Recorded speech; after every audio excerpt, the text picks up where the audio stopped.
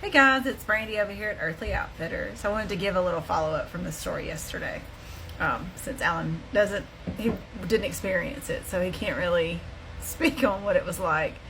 I want to preface this story by saying, as he said, the river was at 8 feet and going up.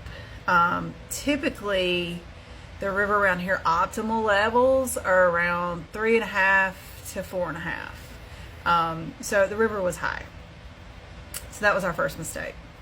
But also, we didn't understand the importance of equipment.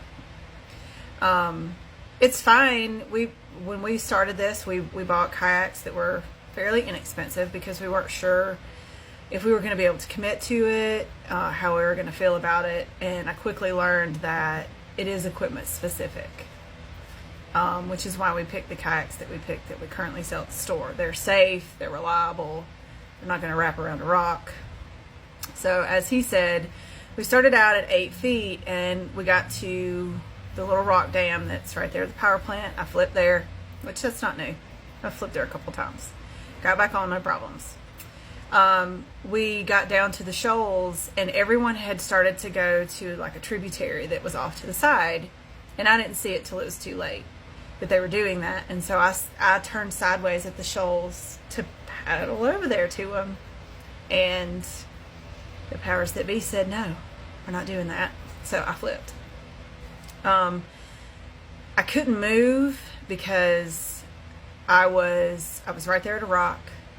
Luckily I wasn't pinned, but I had to stand up in the river and hold on to my boat. If I tried to get back on, the current in the river would take me. Eventually what I ended up doing was, as Alan said, he held on to the boat and I held my knees up underneath the boat, underneath the kayak, and we just kind of floated to a safe spot for me to get back on. When we got out, one of the outfitters, he's no longer there in Whitesburg, but the outfitter that used to be in Whitesburg is who we shuttled with, and we told him what happened, and he looked at my boat and he said to me, I have seen those boats wrapped around rocks. You are lucky that you didn't get pinned and that boat wrap around you. So, and that's something we didn't know. We bought that at an academy. No one was there to talk to me about like, well, what are you going to do on the kayak? What's your plans? And so that's kind of why we came to the conclusion of opening a store. We wanted to be able for people to come in and ask questions.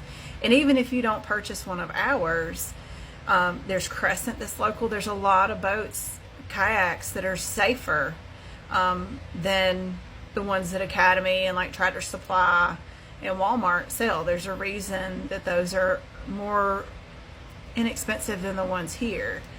So just understand as you start to kayak and you start to get out there that like ask questions, come and talk to us. Even if you don't purchase from us, we're going to tell you all the information that we now know, because that situation could have been way worse. It wasn't my best day on the river. It wasn't the worst day though, I would say.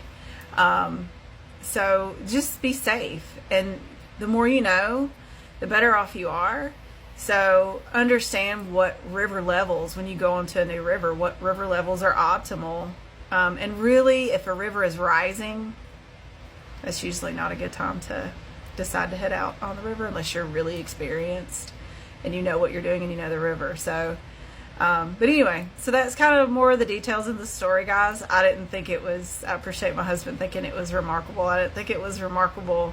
I'm a pretty big survivor, so I'm gonna figure out a way to sustain myself.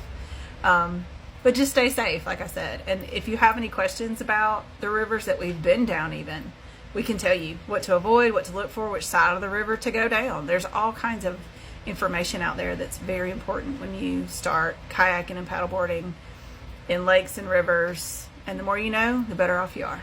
So thanks, guys.